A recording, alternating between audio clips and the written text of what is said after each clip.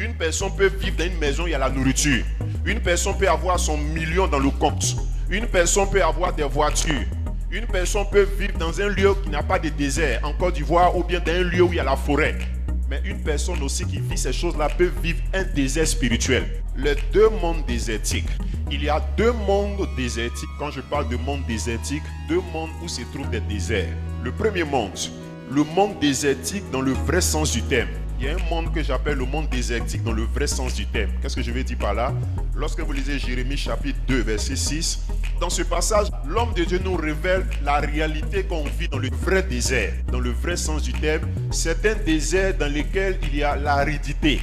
C'est un désert où il y a plein de fosses. C'est un désert où règne la sécheresse. C'est un désert où règne la mort. C'est un désert où personne ne passe. Et c'est un désert où personne n'habite. Parce qu'il n'y a pas d'eau, il n'y a pas d'arbre, il n'y a rien pour se repérer. Le désert, c'est un lieu aride, un lieu difficile à vivre.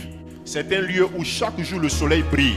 Et quand le soleil brille, le soleil n'est pas influencé par ce qu'on appelle la photosynthèse. La photosynthèse, c'est quoi? C'est que chaque nuit, les arbres dégagent les gaz carboniques et ils récupèrent l'oxygène. Et les matins, les gaz récupèrent les gaz carboniques et ils rejettent l'oxygène. Mais comme il n'y a pas d'arbres dans le désert, donc cette photosynthèse n'arrive pas à se produire. Au point où quand le soleil descend, le soleil frappe le sol. Et la nuit, le sol qui a été frappé par le soleil dégage la chaleur. Au point où ceux qui vivent dans les déserts ont du mal à survivre. Ils sont obligés de descendre là-bas. Et si tu as la malchance de te perdre dans un désert, ton espérance de vie commence simplement à être abrégée. Ça, c'est le vrai désert dans le sens vrai du terme. Mais au-delà de ce désert du Sahara, du Kalahari, le désert de Moab, le désert vraiment des Ifs qui existent dans ce monde-là, il y a un deuxième désert. Ce deuxième désert, je le nomme le désert sur le plan spirituel. Quel est le désert sur le plan spirituel? Un homme de Dieu bien placé nous le révèle. De la même manière, en Jérémie 2,6, l'homme de Dieu Jérémie nous révèle le désert physique, sa forme et sa force. Le désert spirituel aussi nous est révélé dans Psaume chapitre 63, versets 1 à 2. Ici, c'est le psaume de David lorsqu'il était dans le désert de Juda. Vous savez déjà le nom Juda, ce que ça veut dire. Juda fait partie des fils de Jacob. Et donc, c'est de la famille de Juda que sortent les rois.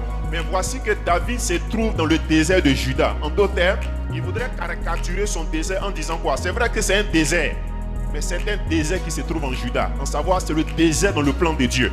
C'est le désert spirituel. Et dans sa prière, lorsqu'il était dans le désert de Juda, tous les mots qu'il utilise dans la prière sont des mots qui reflètent ce que le désert spirituel peut faire vivre à quelqu'un. Tous les mots que David utilise en priant dans le désert de Juda, ce sont des mots ou ce sont des expériences qu'une personne peut vivre lorsque cette personne se retrouve dans son désert spirituel. Quel est le mot qu'il utilise? Dans le 2a. Oh Dieu, tu es mon Dieu, je te cherche. Donc, de manière spirituelle, le désert, c'est le lieu où on se cherche parce qu'on n'a personne. Si David se permet de dire, oh mon Dieu, je te cherche, c'est que d'une part, il n'y a personne autour de lui. Donc, l'une des marques du désert spirituel, c'est un lieu de solitude. Une personne peut vivre dans une maison où il y a la nourriture. Une personne peut avoir son million dans le compte. Une personne peut avoir des voitures. Une personne peut vivre dans un lieu qui n'a pas de désert, en Côte d'Ivoire, ou bien dans un lieu où il y a la forêt. Mais une personne aussi qui vit ces choses-là peut vivre un désert spirituel. Le désert spirituel, ce n'est pas forcément le fait d'être au Sahara. Mais le désert spirituel, c'est lorsque tu vis dans la solitude. Lorsque tu vis dans la désolation et que tu constates qu'il n'y a personne autour de toi. Lorsque tu sens que autour de toi, il n'y a personne, tu vis un désert. On appelle ça de manière spirituelle le désert. Écoute-moi bien, une personne peut être mariée légalement, peut vivre avec son mari, mais peut vivre le désert matrimonial. Quelqu'un peut avoir un emploi qui est bien rémunéré à 5 millions par mois, mais la personne peut vivre néanmoins le désert financier. Une personne peut avoir une grosse voiture qui roule, mais il peut avoir le désert mobilité.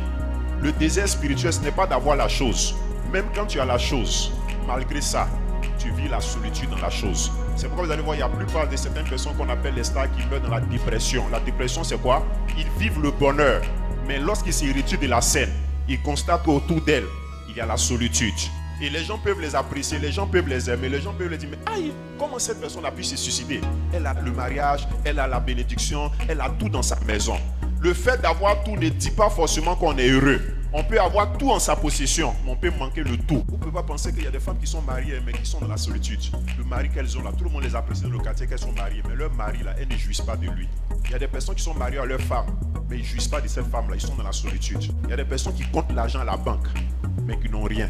Il y a des personnes qui mangent, mais qui ne sont pas rassasiées. Il y a des personnes qui ont des comptes en banque, mais qui n'arrivent pas à jouir de cet argent-là. Là, on les apprécie parce qu'elles sont dans le confort. Mais ces personnes-là vivent le désert sans qu'on ne le sache. Parce que ce type de désert-là, ce n'est pas le fait de vivre à Moab, ce n'est pas le fait de vivre au Sahara, mais c'est le fait de vivre dans la solitude. Donc David nous explique ce désert-là en disant « Seigneur, je te cherche ». Dans le désert spirituel, c'est un lieu où nous vivons la solitude.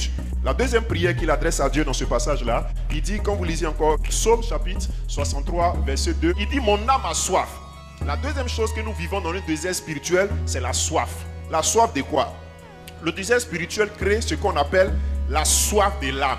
À savoir, l'âme, c'est la personne la plus importante de la vie d'un homme. L'homme est composé de 3 éléments du corps, de l'âme et de son esprit. Même quand l'homme meurt, son corps retourne à la poussière, mais son âme retourne auprès de Dieu. Quand l'âme de quelqu'un a soif, la soif de l'âme va commencer à se répercuter sur le corps de la personne. C'est pourquoi Jésus est venu sauver les âmes des hommes. Pourquoi? Parce que l'âme est la vraie personne. Quelqu'un peut être bien maquillé, mais son âme est vilain à voir. Quelqu'un peut être bien habillé, mais son âme est nue. Tu vas me demander comment on peut savoir que l'âme de quelqu'un est nue. Dieu a tellement fait bien les choses, il nous révèle la position de notre âme à partir des songes. Vous allez voir quelqu'un, on ne l'a jamais poursuivi dans sa vie, la personne n'arrive jamais à courir. Il ne peut pas courir 100 mètres. Maintenant, dans la nuit, quand elle dort, cette personne est sujet à des poursuites. Elle se réveille, on dit, on m'a poursuivi, il y a des gens qui m'ont poursuivi. Or, la personne était couchée dans une chambre de 3 mètres sur 3. Mais cette personne, en ayant été poursuivie, a parcouru des kilomètres. Est-ce que c'est possible que quelqu'un parcourt des kilomètres en ce sens que sa chambre à coucher est 2 mètres sur 2 ou 3 mètres sur 3? Qu'est-ce qui a été poursuivi? Ce n'est pas son corps, mais son âme. Et l'âme de quelqu'un peut avoir soif, quoique la personne est dans l'abondance.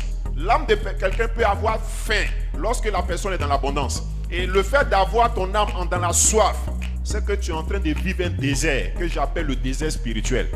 Il nous révèle encore la troisième caractéristique d'un désert spirituel dans sa prière.